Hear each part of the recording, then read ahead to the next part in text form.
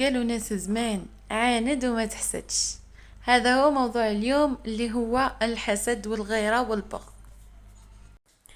السلام عليكم البنات، ان شاء الله تكونوا كامل بخير وصحتكم لاباس. هاني رجعت لكم فيديو جديد، روتين جديد، يعني روتين تاع غدايا برك.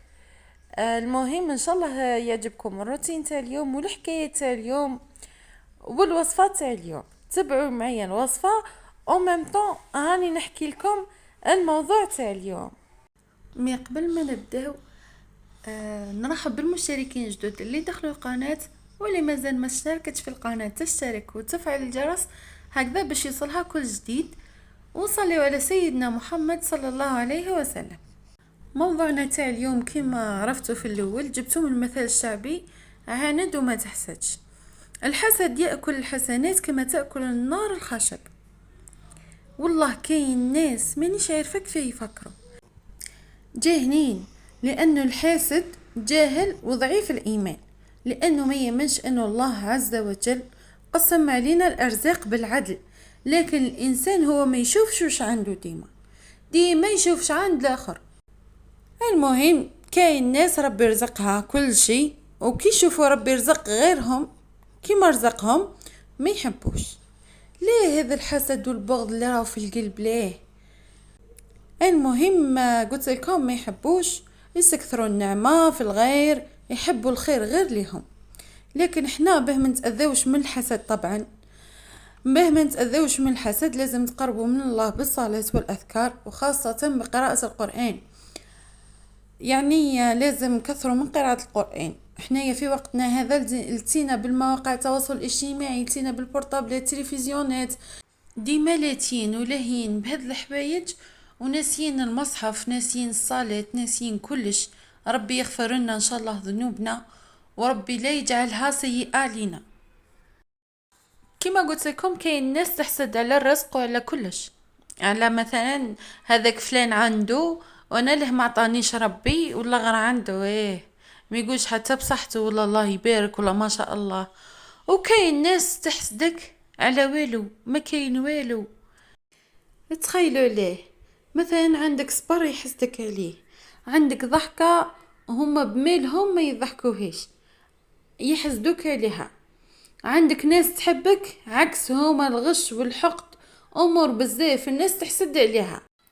هذا الحاسود راه غير يخلي فيها على روحه مع ربي، معناته هو غير راضي على نعمة ربي، وعنده اعتراض على تقسيم الارزاق سما من عند ربي. بصح نقول عين الحسود لا تسود.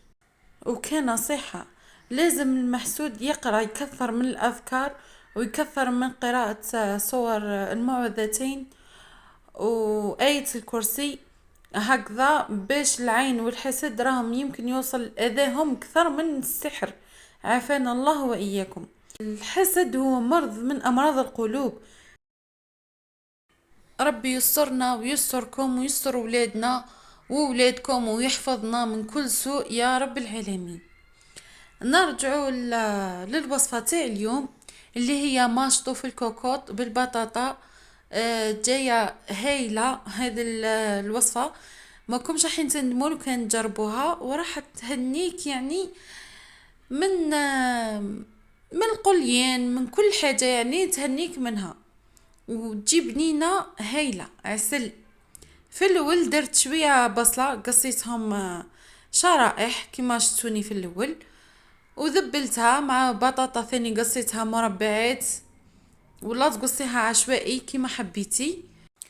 ذبلتهم في شوية زيت مع شوية دبشة، من بعد زدت لهم شوية ملح وشوية كركم وشوية فلفل اكحل، ومن بعد ضفت لهم حبة كبيرة تاع طماطم. لما عندكش حبة كبيرة ديري زوج حبات حتى 3، تكوني ربيتيهم مليح ولا رحيتيهم في الاشوار تاعك.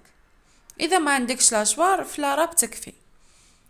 خلطهم مليح، خليتهم حتى نتقلاو مليح مليح باش ضفت لهم هذيك اللوبيا. كما راكم تشوفوا خلطت مليح يعني، وضفت لها راس فلفل حار هكذا، ضفت لها راس فلفل حار وضفت لها كاس تاع ماء مليان، ما بارد دافي كيما حبيتي، المهم كاس تاع ماء. نقصي للغاز مره وسكري ليها الكوكوطه. شوفوا كيما هنا يعني ما حركتش بزاف با ما يروحوش لي زيبيس لها من فوق. نقصي للغاز مره وسكري عليها الكوكوطه مده نص ساعه وحلي عليها تلقيها طايبه كيما راكي تشوفي. طبيعه الحال اللوبيا ماشطو تطلق الماء تاعها، يعني هذاك الكاس راح يكفي ويوفي. وشوفوا المرقه كيفاه جات، هاي جات فيها شويه مرقه. هذا هو الطبق تاعنا تاع نهار اليوم. شوفوا كيفاش جا كلش طايب، كلش طايب ذايب كيما يقولوا. جات بنينه هايله. هذه الوصفه راح تسهل لك يعني التخمام، سواء في الشتاء ولا كيما دوكا انا في وقت اللوبيا ماشطو، سواء في الشتاء ولا في الربيع. لما عندكش لوبيا ماشطو شريها من دوكا وقصيها، اغسليها مليح ونشفيها وحطيها في ساشي كونجيلاسيون وحطيها في الكونجيلاتور، راح تقعد هي. ان شاء الله تعجبكم وصفة اليوم، وان شاء الله يكون موضوع اليوم استفاد منه بزاف من الناس. ما تنساوش جيموا تعليق للفيديو، ونتلاقاو ان شاء الله في فيديو اخر مع وصفة اخرى وموضوع اخر. سلام.